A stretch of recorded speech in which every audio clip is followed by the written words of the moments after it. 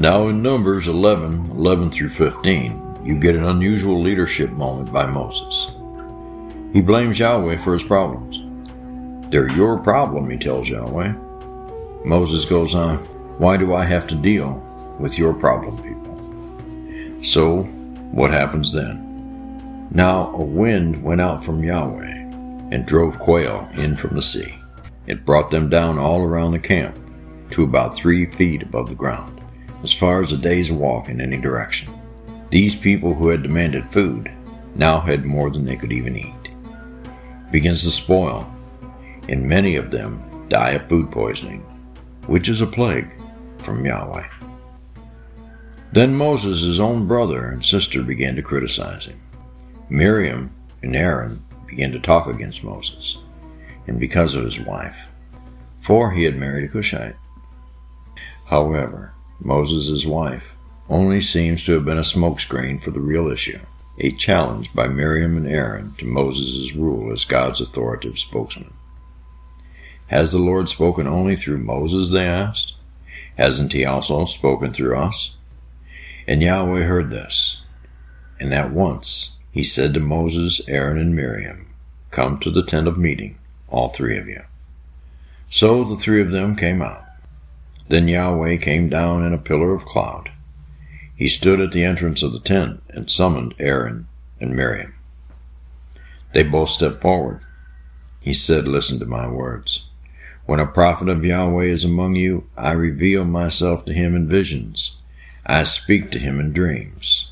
But this is not true of my servant Moses. He is faithful in all my house. And with him I speak face to face, clearly, and not in riddles. He sees the form of the Lord.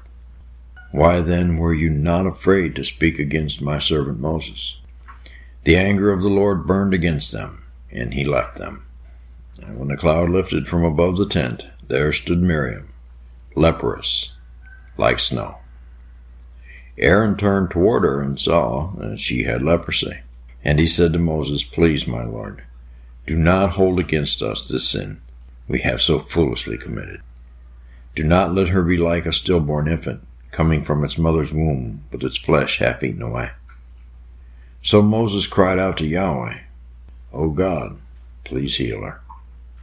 Yahweh replied to Moses, if her father had spit in her face, would she not have been in disgrace for 7 days? Confine her outside the camp for 7 days. After that, she can be brought back.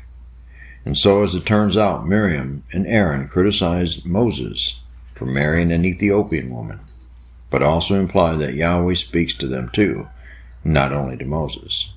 What makes him better than them? Yahweh responds by speaking to all 3 of them. The verse says that God stood in the doorway of the tabernacle, and he speaks mouth to mouth with Moses. This seems to suggest that this God has both a body and a mouth. It also says the anger of the Lord was kindled, which suggests Yahweh has passions with fits of rage. He then gives Miriam leprosy.